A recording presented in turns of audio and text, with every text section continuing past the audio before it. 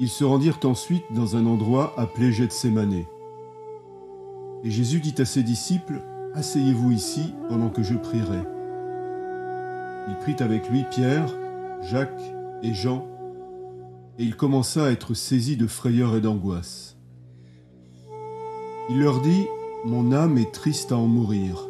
Restez ici éveillés. » Puis il avança de quelques pas, se jeta contre terre et pria que si cela était possible, cette heure s'éloigne de lui. Il disait, « Abba, Père, tout est possible. Éloigne de moi cette coupe. Toutefois, non pas ce que je veux, mais ce que tu veux. » Il vint vers les disciples, qu'il trouva endormis, et il dit à Pierre, « Simon, tu dors? Tu n'as pas pu rester éveillé une seule heure? Restez vigilants et priez pour ne pas céder à la tentation. L'esprit est bien disposé, mais par nature, l'homme est faible. » Il s'éloigna de nouveau et fit la même prière. Il revint et les trouva encore endormis, car ils avaient les paupières lourdes. Ils ne surent que lui répondre. Il revint pour la troisième fois et leur dit, « Vous dormez maintenant et vous vous reposez, c'est assez. L'heure est venue.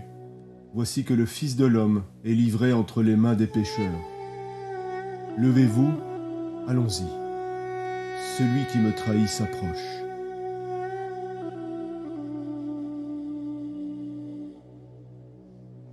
Nous entamons un chemin de Pâques en 14 étapes.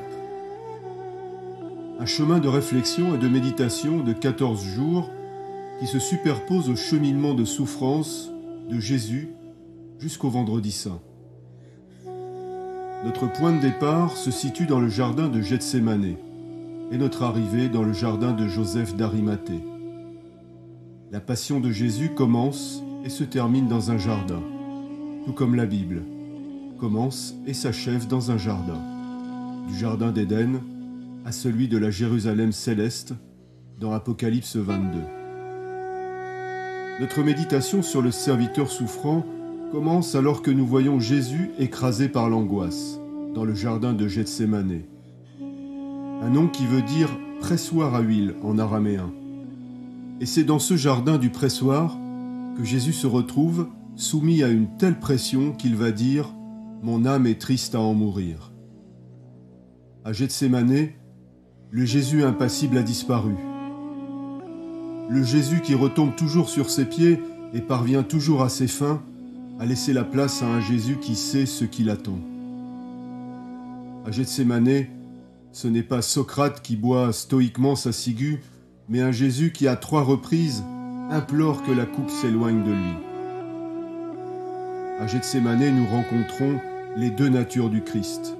Une nature humaine qui implore « Éloigne cette coupe de moi », mais aussi une nature divine qui rajoute aussitôt « Toutefois, non pas ce que je veux, mais ce que tu veux ».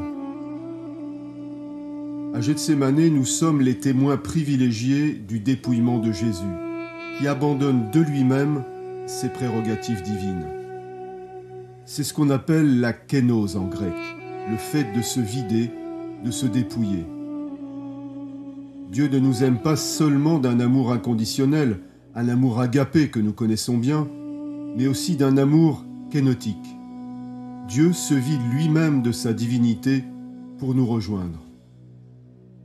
L'apôtre Paul dira « Il n'a pas regardé son égalité avec Dieu comme un butin à préserver, mais il s'est dépouillé lui-même, en prenant une condition de serviteur, en devenant semblable aux êtres humains. » C'est la plongée délibérée et volontaire du Christ dans la souffrance et la mort qui devient une source de salut.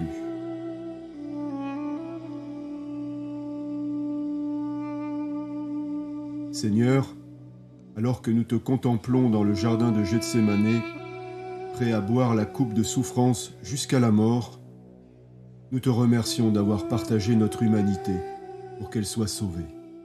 Amen.